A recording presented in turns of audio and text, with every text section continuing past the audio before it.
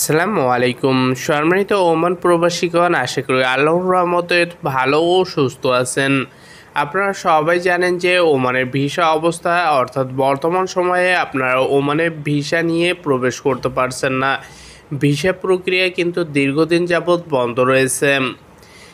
এরই পরিপ্রেক্ষিতে অনেক প্রবাসী আমাদেরকে বিভিন্ন ধরনের কমেন্ট করে যাচ্ছেন যে ভাই, কবে থেকে আবার ওমানের ভিসা চালু হবে। এছাড়া ওমান ছাড়া অন্যান্য দেশে যাওয়া যাবে কিনা এ বিষয় নিয়েও আপনারা আমাদের কাছে জানতে চাচ্ছেন। যেহেতু বর্তমান সময়ে আপনারা ওমানে প্রবেশ করতে পারছেন না, আপনারা চাইলে কিন্তু তার পার্শ্ববর্তী দেশ সৌদি আরবে প্রবেশ করতে পারেন। সেক্ষেত্রে কিন্তু সৌদি আরবের ভিসা প্রক্রিয়া সহজ করা হয়েছে। চলুন এই বিষয় নিয়ে বিস্তারিত তথ্য জেনে নেওয়া যাক। প্রিমিয়াম রেসিডেন্সি ভিসার সম্প্রসারণ ও এর শর্ত আরও সহজ করার পদক্ষেপ নিচ্ছে সৌদি আরবের সরকার। দক্ষ প্রবাসী এবং বিদেশি বিনিয়োগকারীদের আকৃষ্ট করতে এই উদ্যোগ নেওয়া হয়েছে। এতে সৌদিতে বিদেশিদের বসবাস ও জমি ফ্ল্যাট কেনা আরও সহজ হবে।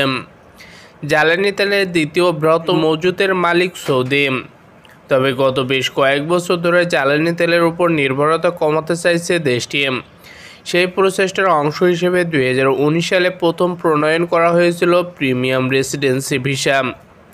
সৌদির অভ্যন্তরে শুল্কমুক্ত ভ্রমণ, পরিবারের সদস্য নিয়ে আসা, জমি বা ফ্ল্যাট কেনা, স্পন্সর ছাড়াই ব্যবসার প্রভৃতি সুবিধা প্রিমিয়াম রেসিডেন্সি ভিসাধারীরা এই সুবিধা পাবেন।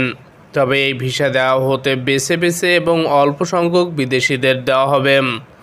সরকারের নতুন সিদ্ধান্ত অনুযায়ী এখন থেকে আরও বেশি সংখ্যক মেধাবী, দক্ষ প্রবাসী ও সামর্থ্যবান বিদেশি বিনিয়োগকারীকে প্রিমিয়াম রেসিডেন্সি ভিসা প্রদান করা হবে।